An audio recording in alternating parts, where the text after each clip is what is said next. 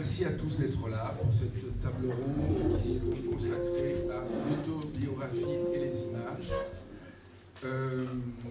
Nous sommes dans une société d'images, c'est une banalité que de le dire. L'image est devenue un langage et un mode d'expression à part entière. Images photographiques, images filmées, images dessinées aussi. L'autobiographie adopte désormais des supports qui s'ajoutent à l'écriture propre pour dire des récits de vie qui soient ceux de personnages publics ou d'inconnus. Alors d'abord, à côté de moi, Sarah Shirvan. Vous êtes docteur en littérature contemporaine et pluridisciplinaire à l'École supérieure de Paris, sous la direction de Monique Montémont.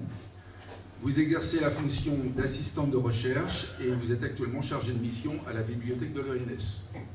Dans le champ de l'autobiographie, vous avez organisé et participé à de nombreux colloques et vous avez publié de nombreux articles dans plusieurs revues. Votre intervention analysera le rôle de la photographie dans la quête de soi après une maladie grave et traumatisante à partir du livre de Lydia Flem, Le journal implicite. Elle montre comment la photographie permet, du moins par sa pratique et par ses interprétations, la réalisation d'une quête identitaire lorsque les mots manquent et comment la photographie emploie des techniques variées pour se raconter et dévoiler son corps modifié tantôt par des autoportraits, tantôt construits, remplacés et évoqués par des objets du quotidien. Donc, je vais vous parler du rôle de la photographie dans la quête de soi après une maladie grave et traumatisante, et tout de cas, le récit de soi de Lydia Flem, Journal implicite. C'est publié en 2013 en Maison d'édition européenne de la photographie, est un journal photographique illustré par les photographies prises par Lydia Flem durant des années de cancer et de traitement pendant les années 2008 et 2012. Les photos sont accompagnées de certaines légendes où il essaie de montrer les manques provoqués par la maladie au travers de la présence des objets subtilement photographiés et peu commentés. La Reine Alice, qui a gagné plusieurs prix, est un récit inspiré d'un côté par les photographies du journal implicite et de l'autre côté par le chef-d'œuvre de Lewis Carroll, qui prend des dimensions autobiographiques. Lydia Flem met en scène le monde de la maladie, de la souffrance, la chimiothérapie et une quête identitaire grâce à ces deux ouvrages. L'expérience traumatisante, la maladie, surtout grave et longue, est un facteur fort de remaniement identitaire, compte tenu de la gravité de certaines affections et des répercussions qu'elles ont sur l'individu qui en souffre. Leurs effets sur l'identité personnelle s'exercent à des niveaux variés. Claire Marin, la philosophe française contemporaine, qui a plusieurs articles à propos du sujet de la maladie, explique que dans les cas les plus dramatiques, l'identité du sujet est comme absorbée par la maladie, sidérée. Le malade n'est plus rien d'autre que malade, prisonnier de cette seule identification marquée par le traumatisme qu'elle a constitué dans sa vie sans parvenir à s'en extraire. La présence d'une maladie est susceptible d'avoir de fortes conséquences sur l'identité de l'individu. L'identité qui devient, sous sa pression, brisée, rompue, déconstruite et déchirée. Comme d'autres expériences traumatiques, la maladie rompt l'habitude d'être et déstabilise profondément le sentiment d'identité. Autrement dit, elle peut aller jusqu'à assigner au malade une autre identité qui ne correspond plus à celle de jadis. Je cite Claire Marin, le repère pour le malade et son entourage, c'est l'avant de la maladie, avec une obsession que la vie reprenne comme avant. Le malade sait pourtant, dans bien des cas, qu'il ne pourra plus répondre à cette injonction de normalité, notamment quand il est affecté d'une maladie incurable. La maladie modifie radicalement le rapport à soi et aux autres, parce qu'elle peut remettre en question tous les pôles de l'identité. Elle entraîne des problématiques nombreuses, dont une des plus graves est la sensation de ne plus être soi. La blessure et les modifications corporelles sont capables d'impacter l'identité de l'individu. Ces modifications sont mises en scène dans le récit de soi de Lydia Flem par dans la reine Alice, dès le commencement lorsqu'elle dit quelque chose avait basculé. Ainsi, l'étude du champ lexical et des expressions qui se manifestent à plusieurs reprises dans les différents dialogues ou citations révèle des sentiments complexes où prédomine l'idée de la perte et de la destruction des repères ainsi que des sensations physiques inédites. Il y a plusieurs citations ou phrases qui montrent l'état de perte et de manque chez Lydia Flem dans La Reine Alice. Le phénomène, comme par exemple lorsqu'il dit « Je suis au bord du néant, métamorphosé, flottant au-dessous de tout ». Le phénomène va plus loin avec d'autres descriptions qui affirment cette fois la perte partielle ou totale de l'identité de la narratrice. Comme lorsqu'elle dit « Je ne suis même plus certaine de pouvoir prononcer le mot « je ». Le cancer déclenche chez la narratrice une angoisse profonde liée à la perte. Confrontée à ces changements, Lydia Flem remet alors en question des notions importantes qui fondent son identité. Les questions qu'elle se pose traduisent la force considérable de l'étrange méconnaissance de soi qu'elle ressent. Elle se pose des questions à ce propos, des questions qui se sont comparées avec les questions sur l'existence que les philosophes se demandent, sur la vie, la mort, l'infini et l'éternité. Par ailleurs, le cancer, comme certaines autres maladies, affecte d'une manière plus importante la vie des malades. Et encore de nos jours, le cancer de sang. Et surtout, parce que là, je parle de cancer de sang. Une maladie d'autant plus dangereuse qu'elle progresse sans symptômes apparents et qu'elle peut frapper à tout moment n'importe qui. Cette maladie peut altérer la vie affective et sexuelle, mais aussi la capacité d'érotisme du corps, ce qui peut engendrer des déséquilibres psychiques. Comme le précise l'anthropologue et médecin Alain Saradonek, le cancer est une maladie qui provoque la peur, l'angoisse et la mort, et qui est souvent représentée à l'aide de métaphores de désordre.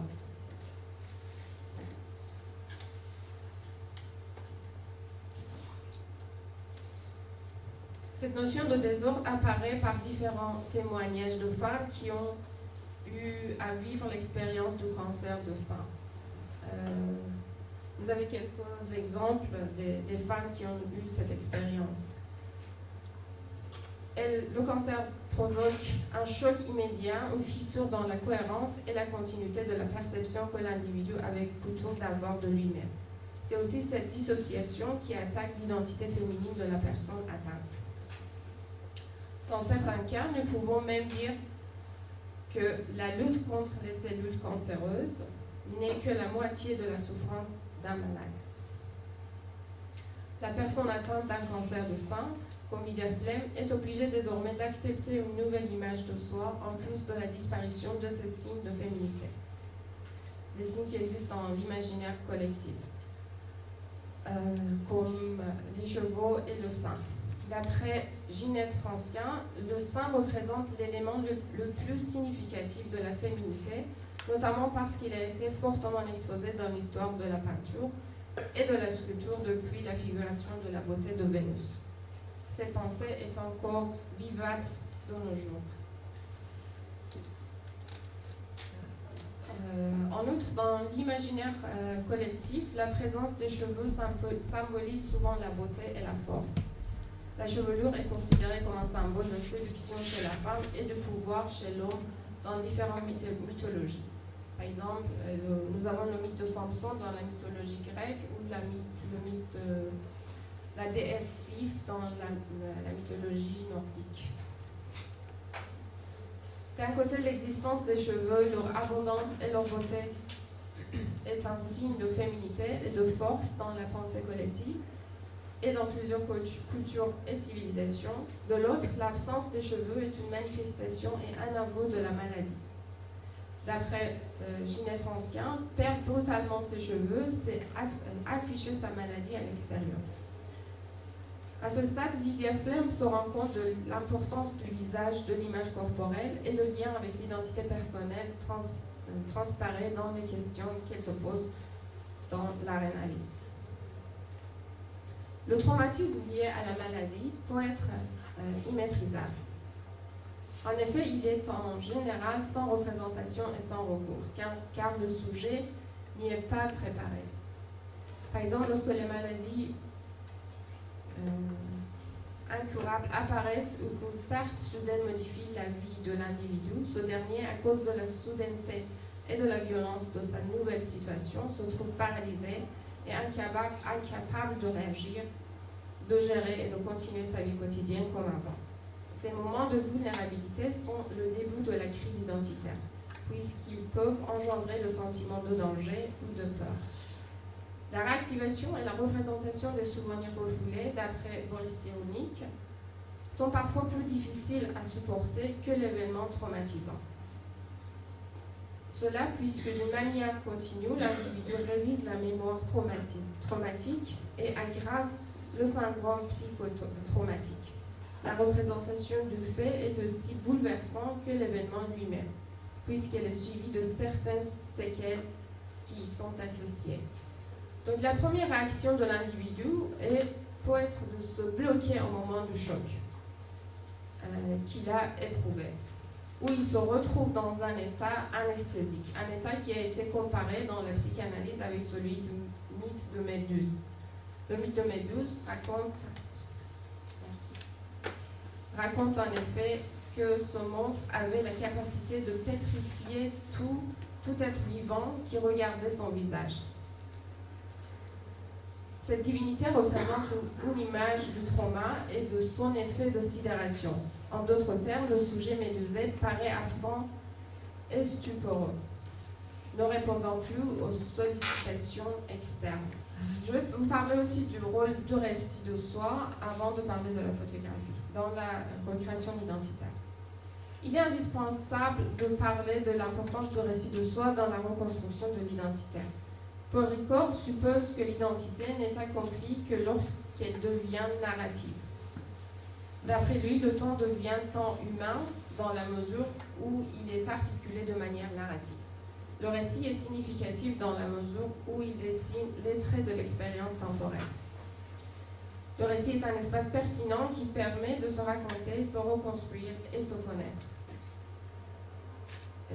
Paul Ricoeur présuppose qu'un individu est capable, à travers le récit, de se désigner lui-même en signifiant le monde. Il explique aussi que la construction et l'évolution du personnage, ainsi que le développement de l'intrigue tout au long du récit, permettent la construction de l'identité personnelle qu'on peut appeler son identité narrative, en construisant celle de l'histoire racontée. Mais pourquoi a-t-on tant besoin de se faire le récit de soi, le récit de ce qui nous est arrivé? Boris Cyrulnik indique que lorsque l'être humain est vulnérabilisé, il reçoit le choc et la souffrance deux fois. La première fois, c'est la perte réelle qui nous a fait réellement souffrir, car nous avons concrètement reçu le coup, la blessure ou la perte. La deuxième fois, c'est lorsque la représentation du réel se produit. Il indique ensuite que durant la phase de représentation, on a une possibilité, un degré de liberté de remanier la représentation du réel par le récit qu'on en fait. Et on peut remanier la représentation du malheur qui nous est arrivé. On remanie la représentation qu'on a du traumatisme et de la blessure. J'ai cité Boris Cyrulnik. Donc le récit de soi permet à l'individu de retrouver le moyen de se rétablir en mettant en ordre et en réunissant différentes sources des souvenirs pour enfin fabriquer un souvenir cohérent. Donc jusque-là, nous avons compris que nous avons vu que la maladie grave ou incurable crée un traumatisme à cause de sa soudaineté et brutalité. Elle modifie la perception de soi, elle modifie l'identité somatique et sexuelle. Nous avons vu que le malade, après avoir reçu le choc, se trouve dans un état de sidération et de refoulement. Il ressent pourtant le besoin de parler et de se raconter. Nous avons aussi constaté que le récit de soi permet la reconstruction de l'identité par un processus de réagencement et de remaniement. Mais comment cela c'est possible? Comment un individu qui est sidéré, dont les souvenirs sont refoulés, peut raconter sa vie et faire sa quête de soi?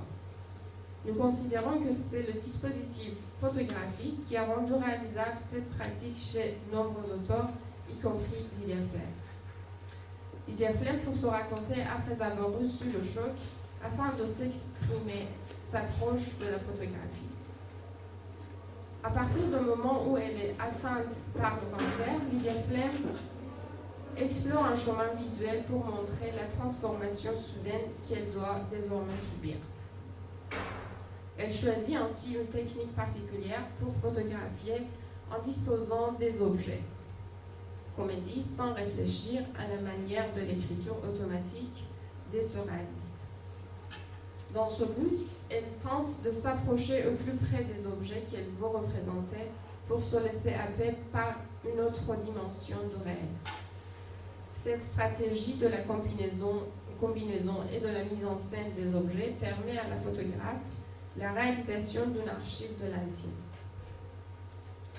En disposant de différents objets, comme des masques, des livres, des lettres anciennes, elle progresse en effet dans un projet narratif où la chose montrée devient le représentant d'un monde interne qui n'est pas saisissable ni explicable par des mots, mais dont la composition est une grande source d'inspiration pour elle.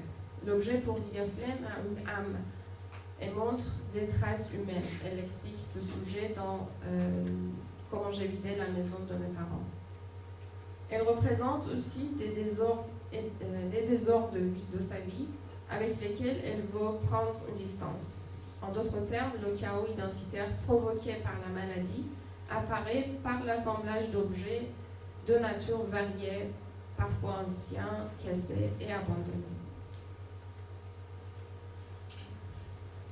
Dans la photographie intitulée « Une île de loin », nous pouvons contempler comment une vision interne a été mise en place dans une structure totalement narrative, par des objets qui représentent un bateau en train de traverser l'océan.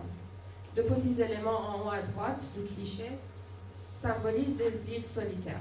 L'un de ces éléments reflète la photographe atteinte du cancer et portant un turban autour de sa tête à cause de la perte des cheveux. Elles se sont isolées à cause de la maladie. La maladie, qui est suggérée dans le reflet du visage de Lydia Flem, est également montrée par des mots inscrits sur des morceaux de carton et disposés au bas de la photo, qui renvoient explicitement à son état. Certains mots comme douleur, tourbillon, soupir, pleure, chante, étrange, immense, indolore, loin.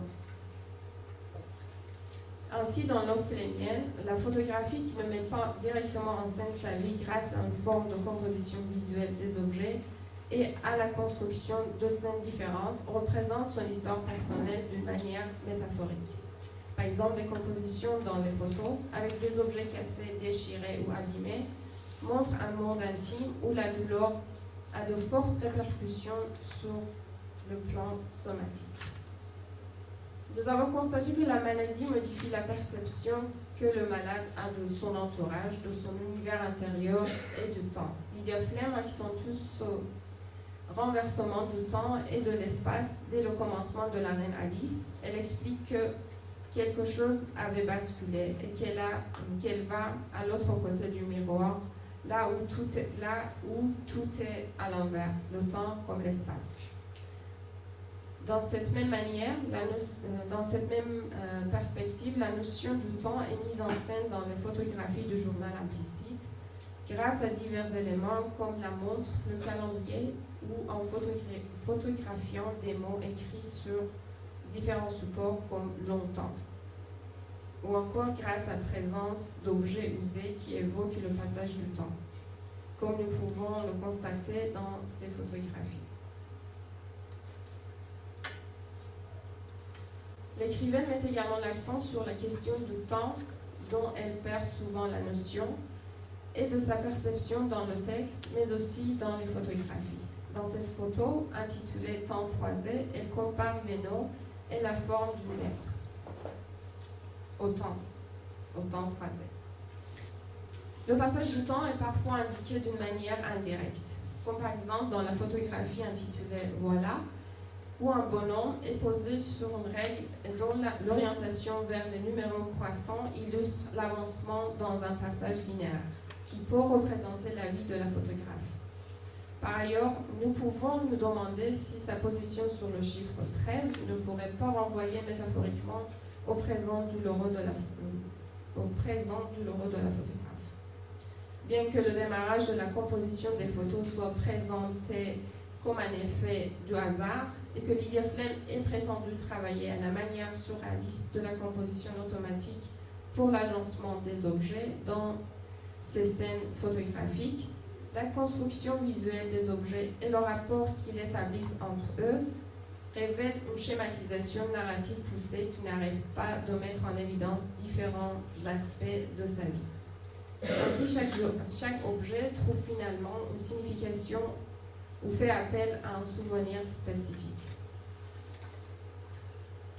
Pour Lydia Flem, la pratique photographique et l'écriture de soi fonctionnent sur le mode de collaboration parallèle. Autrement dit, l'écriture et la photographie n'apparaissent pas l'une à côté de l'autre, mais elles se complètent grâce à leur apparition dans les livres, au blog personnel de l'autrice, aux expositions ou encore aux différents interviews.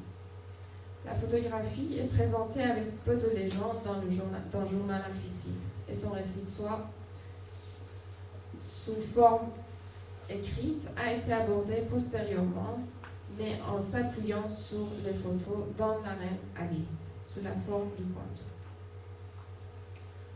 De fait, rarement on trouve des liens directs qui pourraient représenter ce rapport intermédiaire, ce qui établit un lien entre les clichés et l'écriture de soi et qui le renforce, et surtout l'existence d'un blog personnel où l'écrivaine photographe informe d'une manière régulière le lecteur de ses différentes activités, expositions, écriture, publication, etc. Donc la collaboration du texte et de l'image, grâce à la concordance de l'identité de l'autrice photographe, permet l'expression de la réalité de la maladie, une expression jusque-là complexe. Lydia Flem atteste la nécessité de l'usage de la photographie pour s'exprimer. Je cite, « Comme si les mots n'avaient pas comblé le désir d'expression, comme s'il me fallait expérimenter une autre dimension de l'expérience artistique, la photographie après l'écriture, et parallèlement à elle. » Ici aussi, vous avez quelques photos des objets et aussi quelques notes et papiers qui sont photographiés par Lydia Flem et renvoient à la forme du corps. Lydia Flem réalise quelques autres portraits aussi qui révèlent ces changements physiques, comme la perte des cheveux dont nous avons déjà parlé. Dans la photo à gauche, même s'il s'agit d'un autoportrait, le visage est presque caché avec un demi-masque et des éléments qu'elle tient devant son visage. Ainsi, la tête est couverte par un foulard pour dissimuler la trace de la chimiothérapie. Le même principe se présente dans la photo à droite, où la tête est couverte et les sourcils sont peints. L'évocation du corps par la présence des objets a permis à Lydia Flem, premièrement, de rendre perceptible le sentiment de perte et de manque que la maladie a créé sur le corps, et ensuite de questionner les attributs somatiques et féminins de son identité qui ont été remis en question. Elle essaie donc de refigurer son image grâce à la photo. Conséquemment, pour Lydia Flem, la photographie est conçue comme une écriture visuelle. La photo devient dans son œuvre une manière de se raconter et lui permet de se retrouver, d'inventer une nouvelle forme de beauté qui a été corrompue par la maladie. Conséquemment, grâce à l'usage de la photographie et à l'entrecroisement de deux médiums iconotextuels, Lydia Flem recrée son identité brisée. D'une part, grâce aux photos, elle produit une sorte de la narration d'un journal implicite et engendre un processus narratif où elle raconte sa vie quotidienne avant et durant la maladie. D'autre part, ces photos déclenchent finalement l'écriture de la reine Alice et lui permet de surpasser la maladie, de sortir de l'état de sidération et de douleur et de souffrance. Le récit devient donc pour elle un outil qui soutient la démarche et l'évolution de la représentation de soi.